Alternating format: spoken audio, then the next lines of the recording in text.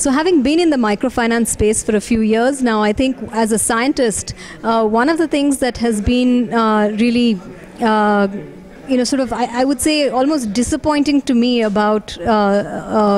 what we've been able to do in microfinance is that,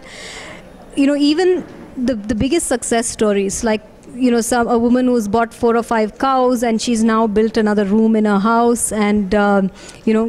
sent her child to school. I think ultimately these are success stories that are still very much within a subsistence context. They've not really transitioned to a modern context, And so one of the questions that's really driven a lot of what we do, what we're doing now, is the question of why is it that some parts of society have progressed so dramatically while others have stayed the same over several 1,000 years, because there was a time when all of mankind pretty much lived the way rural people in India do today.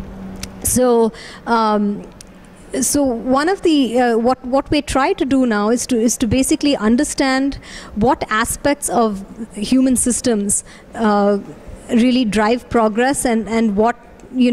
is lacking in these ecosystems, these rural ecosystems where we work, that makes it so difficult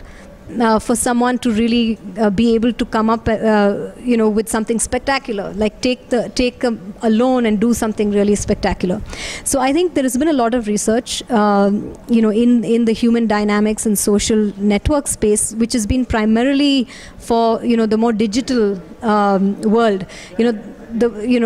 Looking at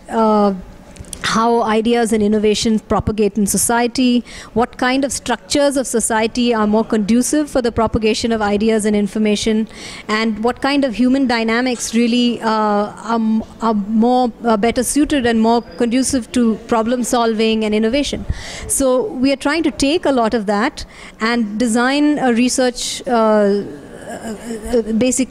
set up as part of Madura and what we do, which would really understand the rural ecosystem and attempt to engineer this ecosystem into a more productive framework. So basically understanding the networks of money flow, the networks of information flow, and the flow of goods and services in these ecosystems, and saying what kind of for-profit products can we use as stimulus to drive the system, and then